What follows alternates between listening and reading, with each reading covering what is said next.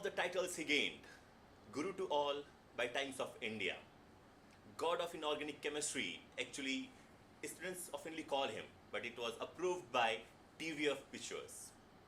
He is one of the men I know personally with so many talent. He is none other than Mr. Vishal Joshi, the co-founder and the director of the Nucleus Education Kota. So ladies and gentlemen, please welcome with a big hand together.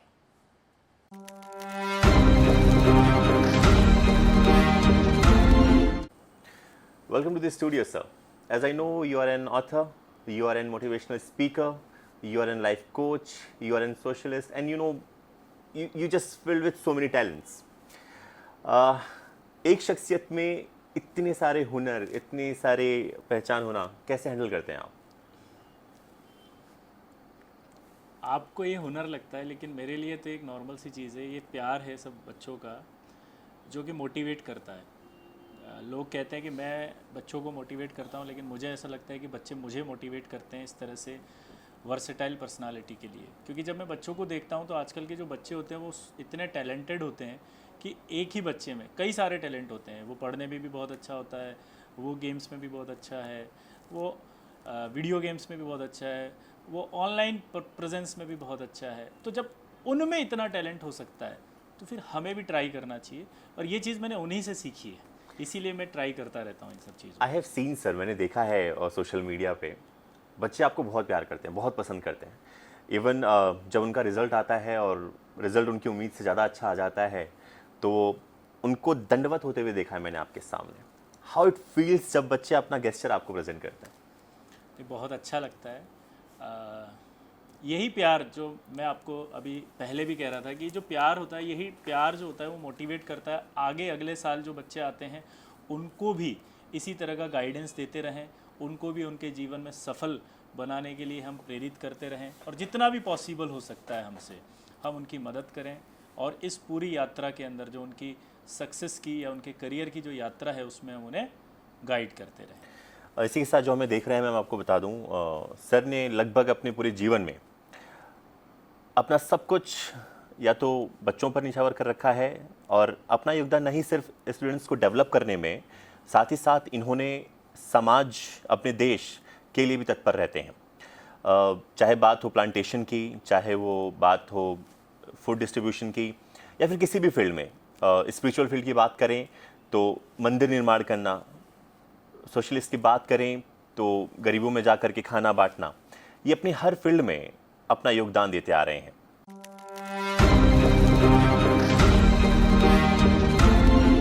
As I know sir कि आपने नहीं सिर्फ बच्चों के career के लिए बल्कि समाज के लिए भी अपना योगदान दिया है, चाहे वो प्लांटेशन हो, चाहे वो मंदिर निर्माण हो, चाहे फिर गरीबों में भोजन बांटना हो। आप हर फील्ड में एक्टिव रहते हैं और इसलिए आपको सोशलिस्ट भी कहा जाता है और लोग आपको बेहद पसंद करते हैं। लेकिन आज इस वीडियो का स्पेशली ये रीज़न है कि हम कुछ सवाल जो हमारे पास हैं, जो बच्चों से जुड़े हुए हैं, जो उनके एजुकेशन, उनके डिसिप्लिन, उनके रोज़मर्रा की ज़िंदगी से जुड़े हुए हैं, वो हम आपसे पूछेंगे, जिनका जवाब कोशिश करेंगे कि बच्चों को मिले और बच्चे इसका फ़ायदा उठा पाएँ। So the very first question sir, कहते हैं कि पढ़ाई या फिर जीवन में डिसिप्लिन होना बहुत ज़रूरी है। So what is the real importance of discipline in an students of life? Actually discipline जब भी बात आती है तो बच्चे बड़ा अजीब सा बिहेव करते हैं कि डिसिप्लिन का मतलब वो नेगेटिव शब्द से लेते हैं, मुझे ऐसा लगता है कभी कभी। लेकिन डिसिप्लिन एक नेगेटिव नहीं है, बल्कि डिसिप्लिन ही एक्चुअली सक्सेस की सबसे बड़ी स्टोरी हो सकती है। अगर हम अपने आप को डिसिप्लिन रखते हैं अपनी पढ़ाई को लेकर के, अपने करियर को लेकर के, अपने रूटीन को लेकर के, तो हम सफलता के एक कदम आगे पहुंच चुके होते हैं। मान लीजिए आप अपनी पढ़ाई को लेकर के डिसिप्लिन है, यानी कि आपको सुबह जब उठना है आप उतनी ही बजे उठ रहे हैं। जो आपने डेली का टारगेट डिसाइड किया है कि आज मुझे इतना पढ़ना है और ये चैप्टर मुझे कंप्लीट करना है, और आपने वो चैप्टर कंप्लीट किया और उससे रिलेटेड जितना भी होमवर्क है वो भी कंप्लीट किया, तो ये एक डिसिप्लिन आपने अपनी लाइफ में अगर आपने फॉलो किया तो जो भी टारगेट आप अपने माइंड में सोचते हैं वो डेफिनेटली आप अचीव कर सकते हैं। तो मैं सिर्फ स्टूडेंट से यही कहता हूँ हमेशा क्लास में कि जब भी डिसिप्लिन की बात आए तो डिसिप्लिन को हमेशा पॉजिटिव लें, क्योंकि डिसिप्लिन से ही सक्सेस मिलती है। बिल्कुल, डिसिप्लिन है जो आपको आगे बढ़ाता है। Some of the questions we have got sir, जिसमें यह है कि एक सवाल जो बच्चों का रहता है कि कितनी पढ़ाई करनी पड़ती है जेई और नीट की तैयारी के लिए। ये एक ऐसा सवाल है जो हर बच्चा पूछता है, या कितने घंटे पढ़ें। कुछ बच्चे बोलते हैं कि बिना पढ़े ही अगर आईटी में हो जाए या नीट में हो जाए तो ऐसा कुछ बता दो। तो देखिए, बिना पढ़े तो कभी कुछ होता नहीं है, क्योंकि बिना संघर्ष के सफलता प्राप्त नहीं होती है। संघर्ष जितना बड़ा होगा, सफलता आपकी उतनी ही बड़ी होगी। आईआईटी की बात करें, नीट की बात करें, तो ये नेशनल लेवल के बहुत बड़े एग्ज़ाम्स हैं, तो इनका जो संघर्ष है वो भी बहुत बड़ा हुआ। तो कितने घंटे पढ़ें ये आप पे डिपेंड करता है। जितना दिल करे, जितना मैक्सिमम आप पढ़ सकते हैं आप उतना पढ़ें, और जितना इंटरेस्ट से पढ़ सकते हैं उतना पढ़ें, क्योंकि ये आपका इंटरेस्ट होना चाहिए। आपका करियर एक आपका इंटरेस्ट होना चाहिए, आपका करियर आपका पैशन होना चाहिए, आपका जुनून होना चाहिए, वो आपके अंदर होना चाहिए, किसी के द्वारा दिया हुआ नहीं होना चाहिए। आप खुद सोचें उसके बारे में। तो मैं सजेस्ट यही करता हूँ हमेशा कि जितना आपका दिल करता है उतना आप ज़रूर पढ़ें, लेकिन दिल अगर मान लीजिए इतना करे कि सिर्फ 1 घंटा ही पढ़ने का दिल है तो वो भी गलत होगा। कम से कम रिक्वायर्ड जो है उतना अवश्य पढ़ें। रिक्वायर्ड होता है करीब 6 से 7 घंटे। अगर आप कॉम्पिटिटिव एग्ज़ाम की तैयारी करते हैं तो 6 से 7 घंटे तो मिनिमम आपको पढ़ना ही चाहिए, तभी आप सफल हो सकते हैं। यानी कि कड़ी मेहनत, अगर आप जेई नीट की तैयारी कर रहे हैं तो 6 से 7 घंटे मिनिमम आपको चाहिए। इससे अगर कम कर रहे हैं तो डेफिनेटली आपको प्रॉब्लम फेस करना पड़ सकता है। So we got the another question sir, this is what is success in terms of student. Generally जो बच्चे होते हैं वो सक्सेस का मतलब सोचते हैं कि जिस एग्ज़ाम की हम तैयारी कर रहे हैं उस एग्ज़ाम के अंदर हम सेलेक्ट हो जाएं तो हम सक्सेसफुल हो गए, अगर हम सेलेक्ट नहीं हुए तो हम अनसक्सेसफुल रह गए लाइफ में। मेरा मानना इससे थोड़ा सा डिफरेंट है। नो डाउट कि अगर आप एग्ज़ाम क्रैक करते हैं तो आप सक्सेसफुल हैं, लेकिन अगर आप एग्ज़ाम क्रैक नहीं भी कर पा रहे हैं तो ये मान लेना कि आप अनसक्सेसफुल हैं, ये गलत है, क्योंकि आपने उस एग्ज़ाम की तैयारी की थी तो आपने कुछ सीखा था। एजुकेशन जो होती है वो कभी भी फेलियर नहीं होती। Education is about only learning, यानी आपने उस 1 साल में कुछ तो सीखा है, यानी कि आप उस 1 साल में कुछ सीख करके कुछ हद तक तो सफल हुए हैं। कुछ ना कुछ सीखा है, इसका मतलब आपने कुछ ना कुछ सक्सेस तो पाई है। और अगर आप असफल हो गए अपने एग्ज़ाम में तो हमेशा आपने सुना होगा कि असफलता ही सफलता की पहली सीढ़ी होती है। तो जो एक्सपीरियंस आपको मिला है असफल होकर के, उस एक्सपीरियंस से आप अगली बार फिर ट्राई करें और फिर आप सफल बने, या उन असफलताओं से अपने जीवन में आगे आने वाले जो भी एग्ज़ाम आप दे सकते हैं या जो भी आपके जीवन में आने वाले समय में परीक्षाएं आती हैं उनको आप सफल बनाएं। तो मेरा मानना है कि सफलता या असफलता एक एग्ज़ाम पर डिपेंड नहीं करती है। आपने उसके लिए मन से कोशिश करी है, दिल से कोशिश करी है, तो आपने उसमें कुछ सीखा है, और अगर आपने जीवन में कुछ सीखा है तो आप जीवन में सफल हैं। सर यहाँ पर एक सवाल बनता है कि बहुत से बच्चे हैं जो कोशिश करते हैं, पहले अटैम्प्ट में उनका नहीं हो पाता है, फिर वो एक बार और अटैम्प्ट करते हैं और वो नहीं हो पाता उनका, बाई लक या फिर उनकी मेहनत में थोड़ी कमी रह गई होगी। तो उनका ऐसा मानना है कि कब तक उन्हें कोशिश करनी चाहिए। देखिए, कोशिश तब तक करनी चाहिए जब तक कि जीत ना मिल जाए। जीत का ना मिलना ही इस बात का सबूत है कि आपने कोशिश मन से नहीं की है। तो कहीं ना कहीं आप कोशिश पूरे मन से करिए, जीत अवश्य मिलेगी। कभी कभी ऐसा हो सकता है कि किसी कारणवश आपको सफलता नहीं मिली है, तो उन कारणों को ढूंढिए और अगली बार उन कारणों को दूर करके फिर से मेहनत कीजिए, तो सफलता आपको निश्चित मिलेगी। बिल्कुल, यहाँ पे एक लाइन भी बनता है सर कि कहते हैं कि सफलता या असफलता निर्भर करता है कि आपने कोशिश कितनी की है। जी बिल्कुल। अगर कोशिश पूरी है आपकी तो कोई भी आपको सफल होने से रोक नहीं सकता है। अब एक जो पेरेंट्स होते हैं उनका सवाल एक बनता है कि बेसिकली ये पढ़ाई में तो पूरा ध्यान दे रहा है, बट पढ़ाई के चक्कर में या फिर उस चीज़ में जब वो लगन में लगा हुआ तो उसकी डाइट पूरी नहीं हो पा रही। तो एक डाइट कितना रोल प्ले करता है किसी भी स्टूडेंट की लाइफ में अपने ड्रीम को पाने के लिए। देखिए, डाइट डायरेक्टली हेल्थ से रिलेटेड है। अगर हम प्रॉपर खाना नहीं खाएंगे तो हम प्रॉपर हेल्दी नहीं रहेंगे। जिस तरह से किसी फिज़िकल काम को करने के लिए फ़िज़िकल डाइट की ज़रूरत पड़ती है, उसी तरह से मेंटली अगर हमें स्ट्रांग रहना है तो हमें मेंटल डाइट की ज़रूरत पड़ती है। तो मैं हमेशा यहाँ पर दो तरह की डाइट के बारे में बच्चों को सजेस्ट करता हूँ। एक होती है हमारी बॉडी की डाइट और एक होती है हमारे माइंड की डाइट, जिसे हम इमोशनल डाइट कहते हैं। बॉडी की डाइट हम नॉर्मली अवॉइड कर देते हैं, कई बच्चे स्किप भी कर देते हैं, कई बच्चे प्रॉपर डाइट लेते हैं, कई बच्चे नहीं लेते हैं। तो मैं उन सभी बच्चों से ये कहना चाहता हूँ कि जो बच्चे अपनी बॉडी की डाइट पर सेक्रीफाइस करते हैं वो ना करें, प्रॉपर डाइट लें, क्योंकि जब तक आपकी बॉडी हेल्दी नहीं रहेगी आप पढ़ नहीं सकते। मान लीजिए आपने प्रॉपर डाइट नहीं ली जिसकी वजह से आपकी तबीयत ख़राब हो गई और आप 5 दिन हॉस्पिटलाइज हो गए, तो आपकी 5 दिन की जो पढ़ाई है उसका तो लॉस हो गया ना।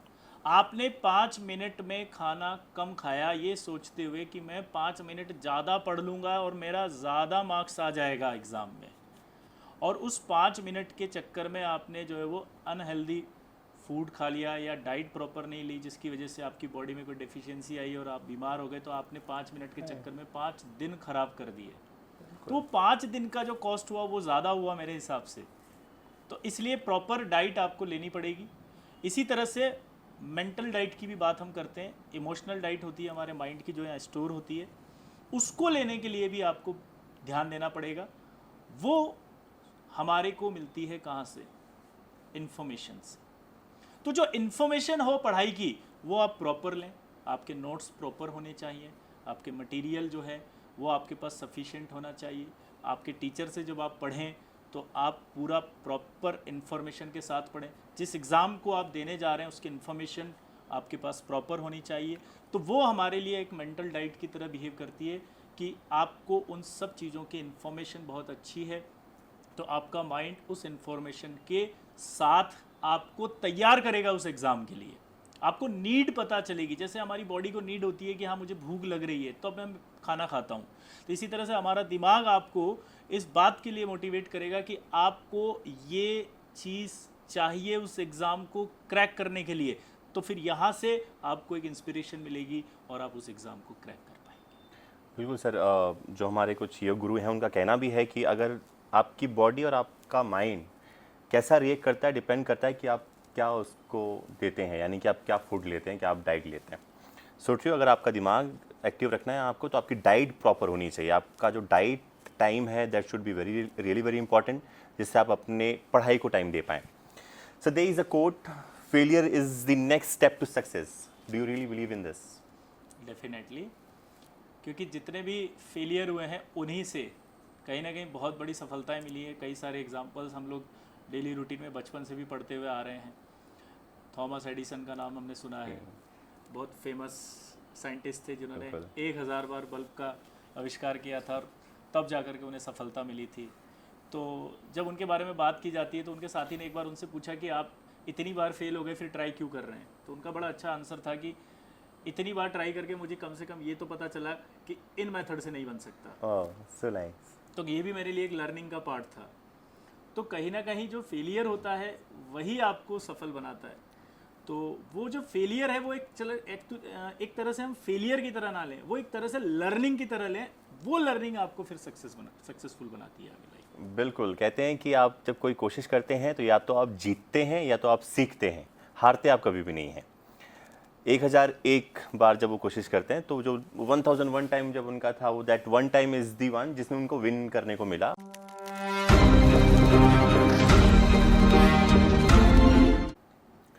So the next question we have, sir, practice makes a man perfect has been an old age saying. Practice is important or luck? 1% luck भी होता है एग्ज़ाम के अंदर और 99% प्रैक्टिस होती है। प्रैक्टिस के लिए अगर मैं इस कोट को थोड़ा सा मैं और करेक्ट करना चाहूँगा कि practice makes person perfect. Nice. Because ये जो कोटेशन थी ये शायद अर्लियर जो फेजेस थे उनमें बनाई गई थी, जिसमें ये कहा जाता था कि मैन, क्योंकि हर काम मैन ही करते थे तो प्रैक्टिस मेक्स मैन परफेक्ट। लेकिन मैं यहाँ कहूँगा कि अब प्रैक्टिस मेक्स पर्सन परफेक्ट, क्योंकि हर बच्चा आजकल छोटे से छोटा बच्चा भी प्रैक्टिस करके अपने आप को बहुत आगे बढ़ा सकता है। चाहे वो गर्ल हो, चाहे वो बॉय हो, चाहे वो वर्किंग वुमेन हो, चाहे वो हाउसवाइफ हो। तो यहाँ पर प्रैक्टिस का ही सबसे बड़ा रोल होता है 99%, क्योंकि विदाउट प्रैक्टिस आप अपनी सफलता प्राप्त नहीं कर सकते। जैसे कि हमने कभी सुना भी होगा कि एक रस्सी जो होती है ना, अगर बार बार उस रस्सी को पत्थर पे से घिसा जाए तो वो रस्सी भी पत्थर पर निशान बना सकती है। That is called practice, Right. जो कि हमने हिंदी में कोड भी सुना होगा कि करत करत अभ्यास से जड़मति होत सुजान और रसरी आवत जात से पथरी परत निशान। तो ये जो प्रैक्टिस है यही आपको इतिहास के पन्नों में अपना नाम दर्ज करवाती है। तो प्रैक्टिस मेरे हिसाब से बहुत ज़रूरी है। बहुत ज़रूरी है। और जिनका मानना है कि लक मैटर्स, तो that is 1% according to you. वो 1% मैटर करता है, और वो भी अगर आपका प्रैक्टिस 100% हो तो फिर वो भी मैटर नहीं करता है। Next question sir, fear is said to be a silent killer, is it really true? Should students fear studies? Fear कब होता है? जब हम किसी चीज़ को नहीं जानते हैं और उससे हम अपने मन में एक परसेप्शन क्रिएट कर लेते हैं, वो आपके अकॉर्डिंग जो परसेप्शन क्रिएट हुआ उसी को डर कहते हैं। मान लीजिए एक घर है और हमें किसी ने पहले से एक परसेप्शन दे दिया कि इस घर में भूत है, तो शायद हमारे मन में एक डर पैदा हो जाएगा। लेकिन अगर हमें वो आदमी नहीं मिलता और हम उस घर के अंदर चले जाते और आराम से घूम करके आ जाते, तो हमें पता ही नहीं चलता कि वो भूत है।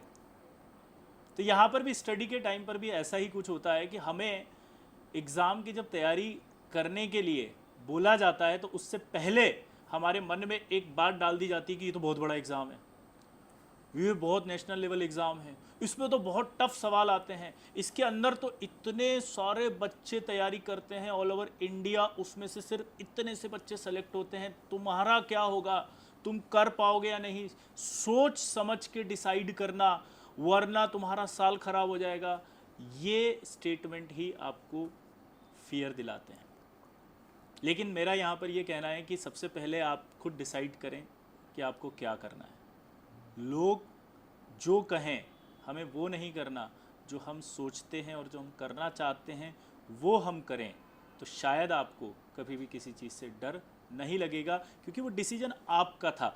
आप अपने उस डिसीजन को सही करने के लिए पूरी कोशिश करेंगे। तो जब आप अपने डिसीजन को सही करने के लिए कोशिश करेंगे तो आपको कभी किसी चीज़ से डर नहीं लगेगा। सो वेल सेड सर। बहुत से बच्चे हैं सर जो मेहनत बहुत करते हैं, कोशिश बहुत करते हैं, but some by hard luck और कहीं ना कहीं कुछ रीजंस होंगे जिसकी वजह से वो जेई या फिर नीट में सिलेक्शन नहीं कर पाते। What more options they have? अगर आप सेलेक्ट भी नहीं होते हैं तो आपके पास बहुत सारे ऑप्शंस होते हैं। ऐसे कई स्टूडेंट्स हैं मेरे पढ़ाए हुए जो कि आज बहुत सारे कई अलग अलग फील्ड के अंदर अपने आप अलग पहचान बनाए हुए हैं। मेरा एक स्टूडेंट है जो नेवी के अंदर है, बहुत बड़ा ऑफिसर है। एक स्टूडेंट, उसका फ़ोन आया, बोला लेफ्टिनेंट कर्नल हूँ मैं आज। एक स्टूडेंट आया, उसने बोला मैं ट्रैवलिंग चैनल बना करके आज पूरे वर्ल्ड टूर कर रहा हूँ। एक का स्टूडेंट आया कि मैं थापर यूनिवर्सिटी का टॉपर हूँ। तो ये जो आप जेई या नीट का एग्ज़ाम की तैयारी करते हैं और तैयारी के बाद अगर इन केस आपका सिलेक्शन नहीं होता है तो उसके बाद आपके पास सो मेनी ऑप्शंस है। लाइक आप इनके अलावा कोई भी कॉम्पिटिटिव एग्ज़ाम जो होते हैं वो सब आप दे सकते हैं। बट जेई और नीट की प्रिपरेशन के दौरान जो आपने सबसे अच्छी चीज़ सीखी होती है वो होता है लर्निंग। किसी भी कॉम्पिटिटिव एग्ज़ाम को क्रैक करने की जो लर्निंग होती है वो इन एग्ज़ाम के थ्रू आप सीख सकते हैं, और उसके बाद आप जब कोई अदर एग्ज़ाम देते हैं तो आप सेलेक्ट हो जाते हैं। मेरी एक स्टूडेंट है, उसका नाम है तेजस्वनी। तेजस्वनी ने आईआईटी के अंदर सिलेक्शन नहीं हुआ, हरियाणा की थी वो। सिलेक्शन नहीं होने के बाद उसने दोबारा ट्राई किया तो शायद 5000 रैंक कुछ आई। 5000 रैंक आने के बाद उसने आईएएस के लिए प्रिपरेशन किया, यूपीएससी की तैयारी की, सिलेक्शन नहीं हुआ। फिर तैयारी करी, 12th रैंक आई, 12th रैंक। So good. और आज अभी वो कलेक्टर है, राजस्थान में शायद पोस्टिंग है उसकी। और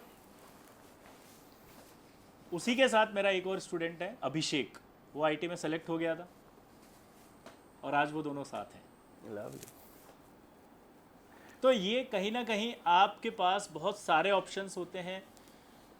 आप कभी भी निराश ना हो। कोई भी एग्ज़ाम अगर आपको क्रैक नहीं कर पाते हैं तो ये आपके लिए पैरामीटर नहीं होना चाहिए कि आप लाइफ में सफल हुए हैं या असफल हुए हैं। आपके पास बहुत सारे ऑप्शंस होते हैं, आप इस चीज़ को लर्निंग की तरह लें, जीवन में सीखें और अपने इन्हीं फेलियर से आप आगे आने वाले कॉम्पिटिटिव एग्ज़ाम जो दे सकते हैं उनमें आप सफल बनिए।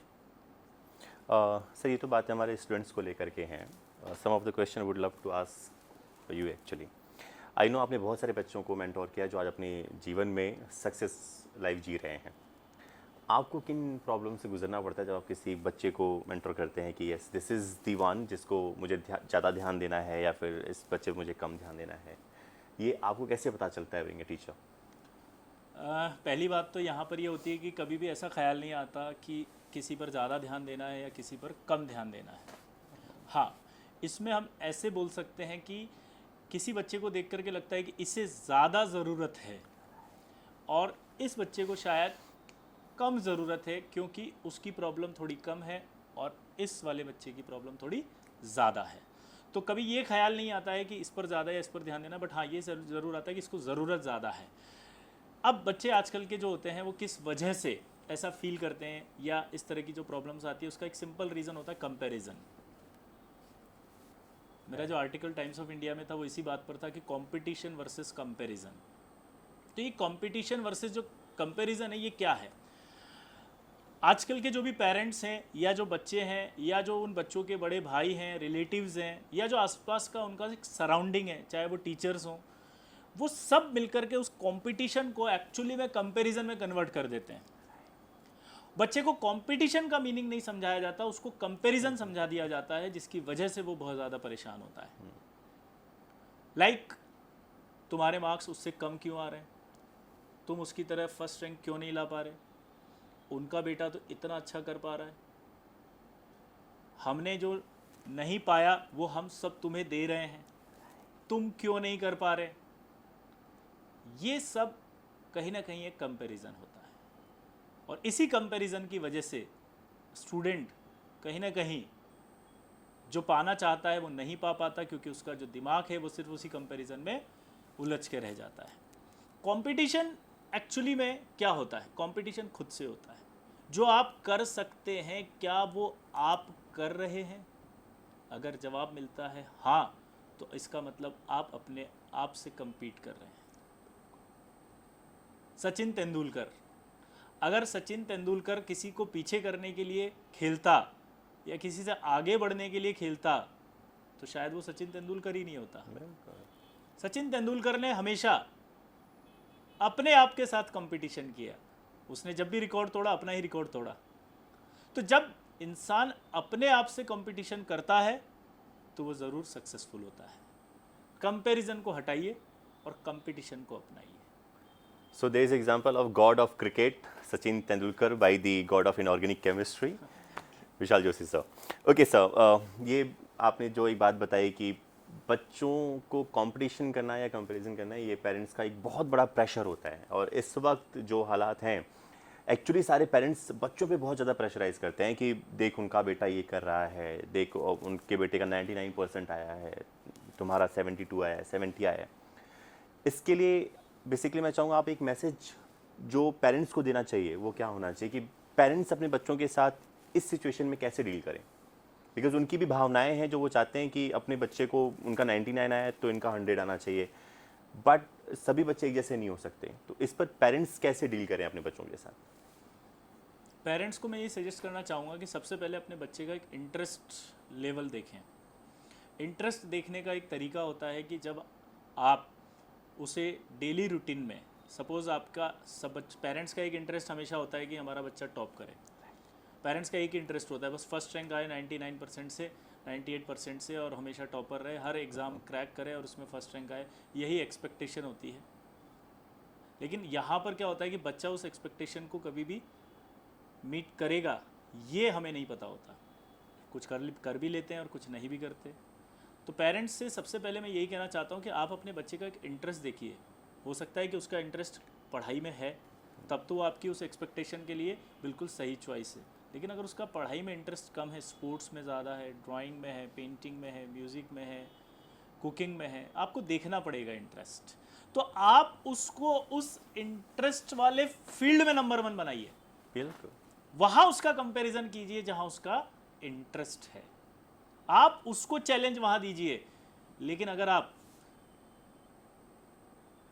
जो बेस्ट कुक बन सकता था लाइफ में उसको अगर ये कहेंगे कि तुम्हें फर्स्ट रैंक लानी है, तो शायद फिर बेस्ट कुक ही हमारी दुनिया से कभी नहीं हो पाती। So true.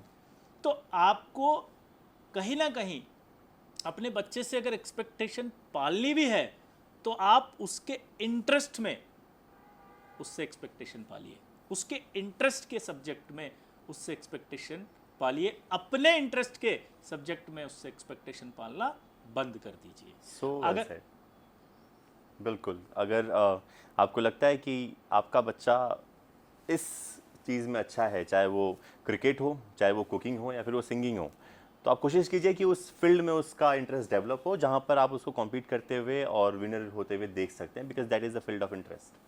So lovely. तो प्रेशर करने की बजाय आप अपने बच्चे के इंटरेस्ट को देखिए जहाँ पर वो अपने आप को मूव ऑन कर रहा है या डेवलप करना चाहता है। एक एग्जाम्पल इसका बहुत बेस्ट है, या पेरेंट्स इसको ध्यान से सुनिए। सचिन तेंदुलकर 10th पास भी नहीं है लेकिन क्रिकेट के भगवान हैं, और जिस महाराष्ट्र बोर्ड में वो पास नहीं हुए थे 10th में, उसी 10th बोर्ड की बुक में उनका चैप्टर है जो बच्चे पढ़ते हैं। तो यही चीज़ आपको अपने बच्चे में ढूंढनी है। अगर सचिन तेंदुलकर को उस समय उसके पेरेंट्स ये कहते कि नहीं तुम्हें क्लास में टॉप आना है, तो शायद सचिन तेंदुलकर ही नहीं बन पाते।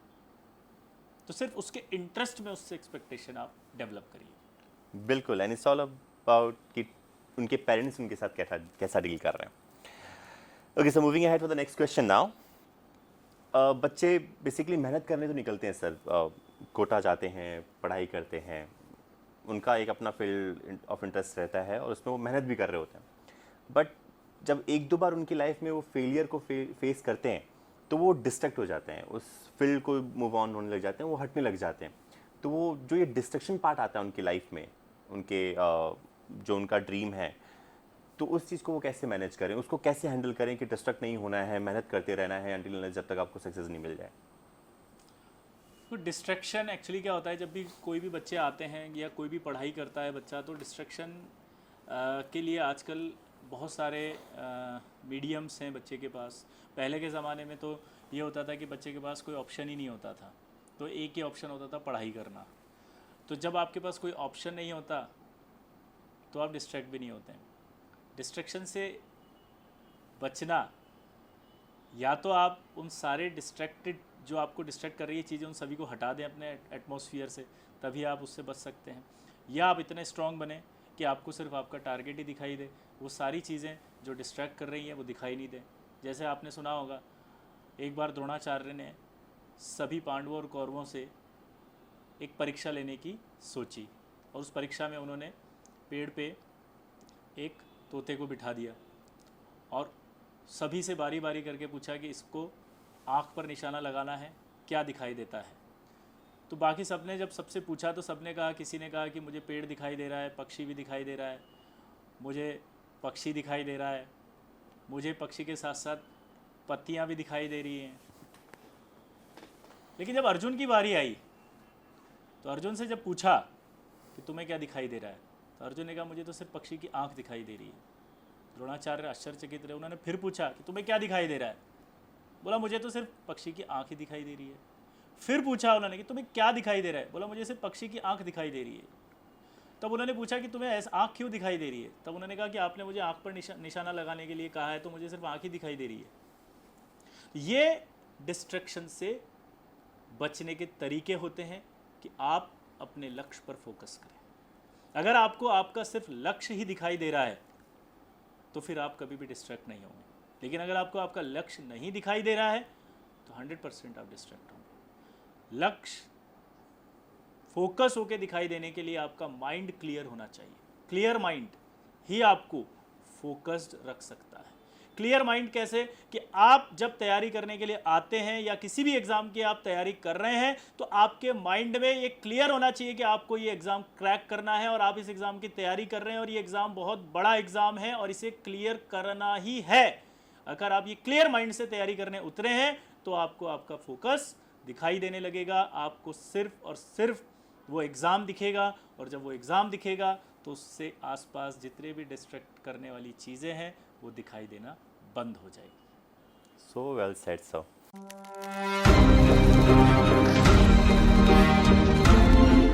सो how can student make their dreams comes true? हर बच्चा चाहता है कि उसका सपना पूरा हो जाए, बट उसके लिए कैसे कैसे पॉसिबल है कि हर एक बच्चे का सपना पूरा हो जाए? सपने की बात आपने करी है तो एक बहुत अच्छी लाइन मुझे याद आई। हमारे जो राष्ट्रपति थे APJ अब्दुल कलाम, उन्होंने एक बहुत अच्छी लाइन बोली है जो सभी स्टूडेंट्स के लिए मुझे लगता है कि बहुत प्रेरणादायी लाइन हो सकती है कि सपने वो नहीं होते जो नींद में देखे जाते हैं, सपने वो होते हैं जिन्हें पूरा करने के लिए नींद नहीं आती। तो अगर आपका सपना बहुत बड़ा है इसका मतलब है कि आपका काम उतना ही बड़ा होना चाहिए, आपका प्रयास उतना ही बड़ा होना चाहिए, आपका संघर्ष उतना ही बड़ा होना चाहिए, क्योंकि बिना संघर्ष के सफलता प्राप्त नहीं होती है। हमने सफल व्यक्तियों को देखा है लेकिन हमने उनके पीछे छुपा हुआ संघर्ष नहीं देखा है। आज हम जितनी भी बात करते हैं हम सिर्फ उन सक्सेसफुल लोगों की बात करेंगे, लेकिन हम ये भूल जाएंगे कि उस सक्सेसफुल पर्सन ने अपने आप को सक्सेसफुल बनाने के लिए कितना संघर्ष किया है। तो सपना देखना एक बहुत अच्छी बात है, आपने पहला स्टेप पूरा किया, लेकिन उस सपने को देखने के बाद उस सपने को पूरा करने के लिए क्या क्या आवश्यकताएं हैं, उन आवश्यकताओं को आपको नोट करना चाहिए और उन आवश्यकताओं के हिसाब से अपने सपने को पूरा करने के लिए काम करना चाहिए। तो सबसे इंपॉर्टेंट चीज़ होती है सपना देखना। अगर देखा है तो बहुत अच्छी बात है, बड़ा सपना देखा है तो और भी अच्छी बात है, लेकिन दूसरा स्टेप कभी नहीं भूलना है और वो है उस सपने को पूरा करने के लिए जो मेहनत आपको करनी है उस मेहनत के अंदर कोई कमी नहीं होनी चाहिए। बिल्कुल सर, आपने बीच में एक लाइन कही कि उस सफलता के पीछे उसने कितनी मेहनत की है, कितना स्ट्रगल किया है, वो कोई नहीं बताता, सिर्फ सफलता बताता है। सो ज़रूरी नहीं कि हर कोई सफल हो जाए पहली चांस में या मेहनत में। असफलता को कैसे हैंडल करें? अगर कोई सक्सेस नहीं हुआ तो सफलता की कहानी सब बताते हैं कि उसने ऐसा ऐसा किया, वो सफल हो गया। अगर कोई सक्सेस नहीं हो रहा है, सफल नहीं हो रहा है, तो उसको कैसे हैंडल करें? बिकॉज ये ज़्यादा बड़ा सवाल बनता है कि आप अपने फेलियर को कैसे लेते हैं। एक्चुअली इस चीज़ को अगर हम देखें तो ये हमारे एजुकेशन सिस्टम का फॉल्ट कहें या हमारे पेरेंटिंग का फॉल्ट कहें या हमारे कल्चर का फॉल्ट कहें, ये हमारा ही फॉल्ट है जिन्होंने असफलता एक शब्द को इस तरह से नकारात्मक बना दिया है। वरना असफलता कोई नकारात्मक शब्द नहीं है। असफल हो गया है, सक्सेसफुल नहीं है, ये जो शब्द है ये तो अपने आप में सक्सेसफुल बनाने का ही फॉर्मूला है। जब छोटा बच्चा पहली बार चलता है और वो गिर जाता है तो हम कितने प्यार से मुस्कुरा के उसकी तरफ देखते हैं और उसे मोटिवेट करते हैं कि चलो दोबारा चलो, तुम चल पड़ो। क्या हमने कभी उस छोटे बच्चे को ये बोला कि नहीं तू जीवन में अब कभी नहीं चल सकता, तू गिर गया, पहली बार में तुझसे चला नहीं जा रहा है, तू क्या करेगा जीवन में, तेरा कुछ नहीं हो सकता है? क्या ये कहा हमने? नहीं, हमने उसको बड़े मुस्कुराहट के साथ लिया और उसे फिर से चलने के लिए मोटिवेट किया और वो बच्चा चल पड़ता है। थोड़े दिन बाद वो बच्चा बड़ा होता है, वही बच्चा चलने के साथ साथ अब दौड़ने लगता है। जब वो दौड़ता है और गिर जाता है तब उसके खून भी आ रहा होता है, तो पेरेंट्स उस बच्चे को बड़े मुस्कुराहट के साथ देखते हैं और बोलते हैं कि कोई बात नहीं बेटा, जब तक गिरेगा नहीं तब तक दौड़ना कैसे सीखेगा। तो अब अगर हम वही बात उसको उस समय समझाएं कि तू असफल हो गया, तू गिर कैसे गया, तू गिर कैसे सकता है, तुझे तो हम इतना अच्छा खाना खिलाते हैं, तुझे तो इतना अच्छे कपड़े पहनाते हैं, तुझे तो इतना अच्छा एनवायरनमेंट दे रहे हैं, फिर तू गिर कैसे गया? तू जीवन में कुछ नहीं कर सकता, जब तू चल नहीं सकता, तू दौड़ नहीं सकता, तो तू जीवन में क्या करेगा? क्या हमने पेरेंट्स ने या हमारे सोसाइटी ने कभी ऐसा कुछ कहा उस बच्चे को? कभी नहीं कहा। तो फिर आज क्यों? आज एक छोटे से एग्जाम में जब हम सफल नहीं होता बच्चा, तो उसको पूरी सोसाइटी मिलकर के ये क्यों कहना सिखाती है कि तुम क्या करोगे, अब तुम्हारा क्या होगा, तुम कुछ नहीं कर सकते। अरे क्यों नहीं कर सकता? जब वही बच्चा चलने लग गया जो पहली बार चलते हुए गिरा था, वही बच्चा दौड़ने लग गया जब वो पहली बार दौड़ते समय गिरा था, तो वही बच्चा जो इस किसी एग्ज़ाम में सफल नहीं हुआ, हो सकता है कि आगे आने वाले समय में वो बहुत ज़्यादा सफल हो जाए।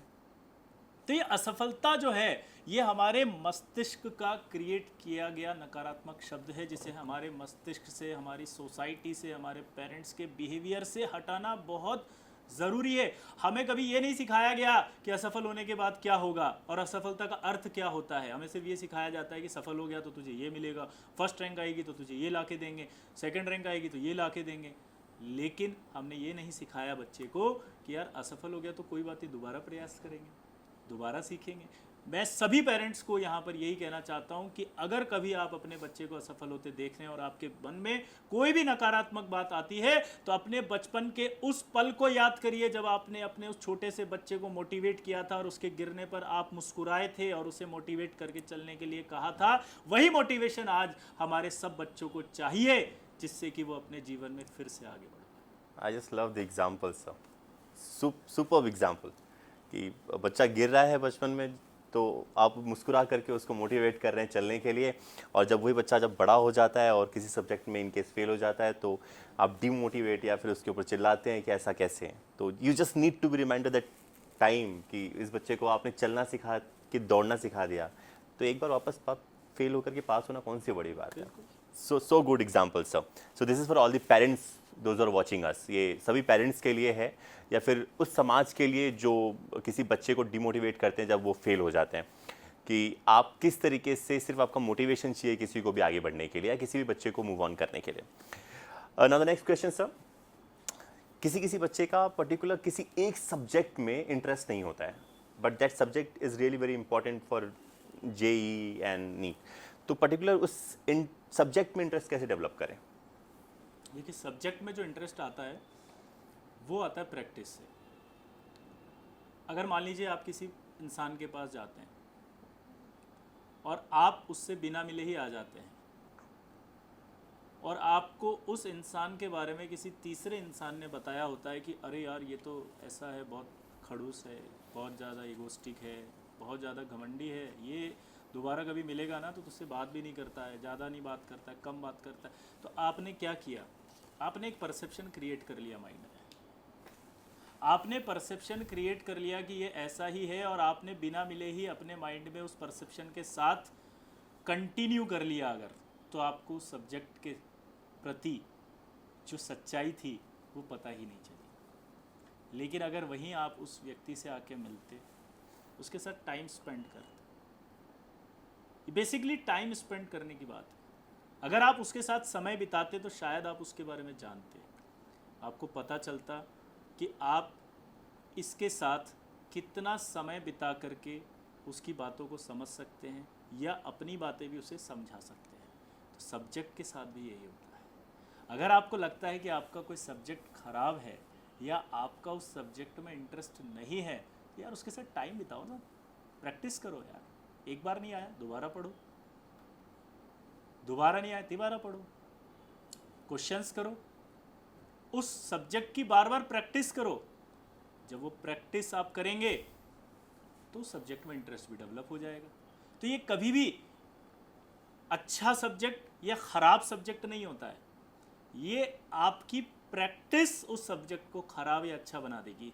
मैं एक एग्जांपल लेता हूँ कि अगर मान लीजिए आपको लगता है ये सब्जेक्ट मेरा बहुत अच्छा है और मैं आपको 10 दिन तक उस सब्जेक्ट के बारे में कुछ चीज़ नहीं पढ़ाता हूँ, एक भी लाइन, और ना अपने प्रैक्टिस करने के लिए आपको देता हूँ, और आप ये कहिए कि मेरा ये सब्जेक्ट ख़राब है और मैं 10 दिन तक आपको सिर्फ उसी सब्जेक्ट की प्रैक्टिस करवाता हूँ और उसी के बारे में आपको पढ़ाता हूँ।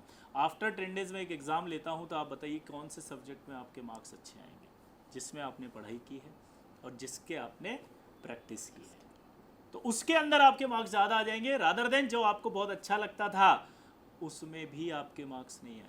तो यहाँ पर तो फिर इंटरेस्ट वाली बात ही ख़त्म हो गई। तो यानी कि इंटरेस्ट डेवलप करना है तो प्रैक्टिस कीजिए, टाइम स्पेंड कीजिए, ज़्यादा से ज़्यादा उसको पढ़िए, तब तक पढ़िए जब तक आपका इंटरेस्ट नहीं आ जाता। तो कोई भी सब्जेक्ट इंटरेस्टिंग नहीं होता, कोई भी सब्जेक्ट बोरिंग नहीं होता, सिर्फ आपकी प्रैक्टिस ही उसे इंटरेस्टिंग और बोरिंग बनाती है। सो इट सीम्स लाइक जब आप कोई मूवी या फिर कुछ भी कर रहे होते हैं तो आप जितना ज़्यादा उसको समय देते हैं उतना ज़्यादा आपका उससे लगाव बढ़ता जाता है। सो उसको टाइम दीजिए जिसमें भी आपको अपना फील्ड, आपका इंटरेस्ट पैदा करना है। So what kind of environment required actually for an student जब वो पढ़ने के लिए बैठे या फिर एक विद्यार्थी एक स्टूडेंट का क्या कुछ एनवायरनमेंट होना चाहिए to achieve his dream, to achieve his success? Environment तो देखिए, पढ़ाई के लिए अगर अपने कॉम्पिटिटिव एग्ज़ाम की हम बात करते हैं तो एक ऐसा एनवायरनमेंट चाहिए जिसके अंदर वो अपना सारा फोकस या सारा कंसंट्रेशन सिर्फ और सिर्फ अपनी पढ़ाई पर दे सके। यानी कि उसे सोशल मीडिया से पूरी तरह से दूर रहना चाहिए, अपने फ़ोन को स्विच ऑफ रखना चाहिए, अपना जो कमरा है उसको बंद कर देना चाहिए, अपना जो टारगेट है उस टारगेट के हिसाब से अपना एक टाइम टेबल सेट करना चाहिए और उन्हीं टाइम टेबल में जो दिए गए आवर्स हैं उन आवर्स में पढ़ना चाहिए। उस समय उसको किसी भी तरह से कोई और चीज़ याद नहीं आनी चाहिए। अपना एक बायोलॉजिकल क्लॉक सिस्टम डेवलप करना चाहिए। लाइक जिन कंडीशंस पे हमें एग्ज़ाम देना है, हमें पढ़ते समय वही कंडीशंस अप्लाई करनी चाहिए। जैसे हमने कई बार सुना होगा कि विदेशी पिच पर जब हम खेलने जाते हैं तो हम हार जाते हैं, लेकिन इंडियन पिच पर जब हम खेलते हैं क्रिकेट में तो हम जीत जाते हैं। अब ऐसा क्या होता है बताइए, जबकि प्लेयर सेम है, इंडिया है, प्लेयर भी वही है, लेकिन वो वहाँ जब खेलने गए तो हार गए और यहाँ जब खेल रहे तो जीत रहे हैं। परिस्थितियाँ, सिचुएशन। तो इसी तरह से जो एग्ज़ाम होता है उस एग्ज़ाम की जो सिचुएशन है, एग्ज़ाम की जो परिस्थितियाँ हैं, हमें उन्हीं परिस्थितियों के अनुरूप अपने घर पे तैयारी करनी चाहिए। हमें अपना बायोलॉजिकल क्लॉक सिस्टम वैसे ही रखना चाहिए जैसा हम एग्ज़ाम में रखते हैं। लाइक अगर हमारे एग्ज़ाम 3 घंटे में पूरा होता है तो हमें 3 घंटे की एक सिटिंग घर पे देनी ज़रूरी है। अगर हमारा एग्ज़ाम 1-1 घंटे के हिसाब से फ़िज़िक्स, केमिस्ट्री और मैथ्स का होता है या फ़िज़िक्स, केमिस्ट्री और बायो का होता है तो हमें भी घर पे उसी तरह से 1 घंटा फ़िज़िक्स, 1 घंटा केमिस्ट्री, 1 घंटा मैथ्स उसी टाइम पीरियड में पढ़ना चाहिए। अगर हमारा एग्ज़ाम जो है उस एग्ज़ाम से पहले हमें सुबह 7 बजे या 6 बजे उठने की रिक्वायरमेंट है तो हमारे को डेली रूटीन में 6 बजे उठने की ही आदत डालनी चाहिए। इसको हम कहते हैं बायोलॉजिकल क्लॉक सिस्टम। तो हमें अपने एग्ज़ाम को क्रैक करने के लिए ऐसा एनवायरनमेंट क्रिएट करना है जैसा एग्ज़ाम का एनवायरनमेंट होता है, तो वही एनवायरनमेंट आपको सक्सेसफुल बनाएगा। सो आपके आसपास का एनवायरनमेंट बहुत ज़रूरी है एक स्टूडेंट के अकॉर्डिंग, जिसमें पेरेंट्स का बहुत बड़ा रोल होता है to create that.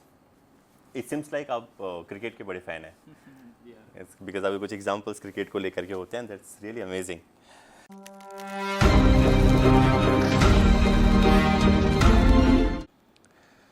So with this, we are about to wrap up this episode. We have a very amazing man with us, Mr. Vijay sir, जिनको आप सभी God of Inorganic Chemistry के नाम से भी जानते हैं. So before I wrap up this, any message for the parents or any message for the students, those who are watching us? Thank you for calling me. Our pleasure, sir. मैं बच्चों को सिर्फ एक ही बात कहूँगा कि जीवन में सफलता और असफलता के चक्कर में ना पड़ें, ज़िंदगी जीने में अपना समय व्यतीत करें। ज़िंदगी जीना ज़्यादा इम्पॉर्टेंट है। ज़िंदगी है जीने के लिए है, ज़िंदगी एनालिसिस करने के लिए नहीं है। तो ज़िंदगी जीने में दिमाग लगाएं, सफलता और असफलता का चक्कर छोड़ें, मेहनत करें और मेहनत इतनी खामोशी से करें कि सफलता शोर मचा दे। So well said, amazing. कि मेहनत इतनी खामोशी से करें कि सफलता शोर मचा दे. These are the amazing words from our amazing sir with us. Thank you so much for joining us here, sir. Thank you so much.